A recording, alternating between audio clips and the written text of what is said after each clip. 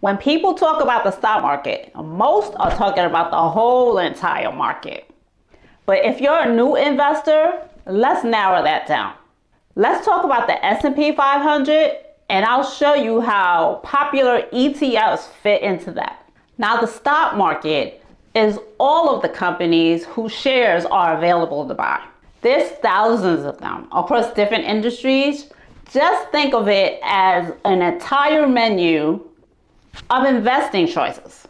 The S&P 500 is not the whole market. It's an index. And that just means it's a way to measure a slice of the market. Now, it's 500 of the largest US companies. That's companies like Apple, Amazon, Microsoft, and it's widely used as a way to measure how the economy is doing. This is where ETFs come in. Now, an ETF stands for Exchange Traded Funds. And that means you're buying a basket of companies in one. And two popular ETFs that track the S&P 500 are VOO and SPY.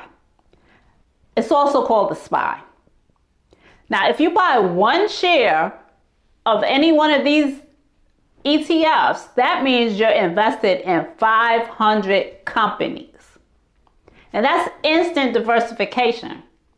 And this is why so many long-term investors like buying them. So here's the bottom line. The stock market has all the companies. The S&P 500 has 500 of the largest US companies, and ETFs like VOO and SPY let you invest in the index in one simple step. If you want to understand investing key terms like ETFs and indexes without feeling overwhelmed, I made a free guide called Investing Basics Made Clear for Women. You can download it. The link is below.